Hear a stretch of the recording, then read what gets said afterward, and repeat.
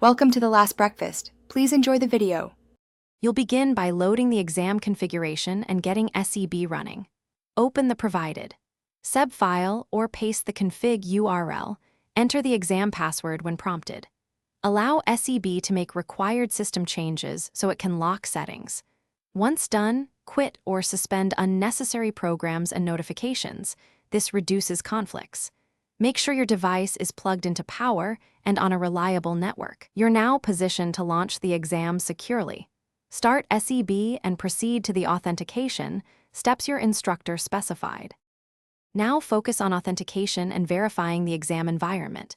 Enter your username and password or use single sign-on. Follow multi-factor prompts if required.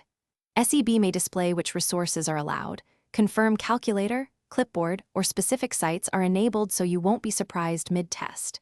If the exam requires proctoring, grant camera and microphone permissions and position the camera for a clear view. Once authenticated and verified, click to start the test. SEB will lock the system into the secured exam mode until submission.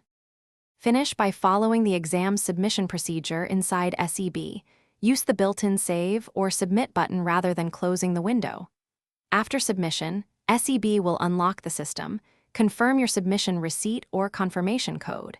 If SEB freezes or quits unexpectedly, restart the device and reopen the identical SEB file. Many sessions resume if the network reconnects.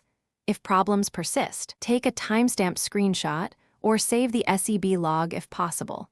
Then contact the proctor with these details so they can validate and restore your session. Thanks for watching. If this was helpful, leave a like and consider subscribing. See you next time.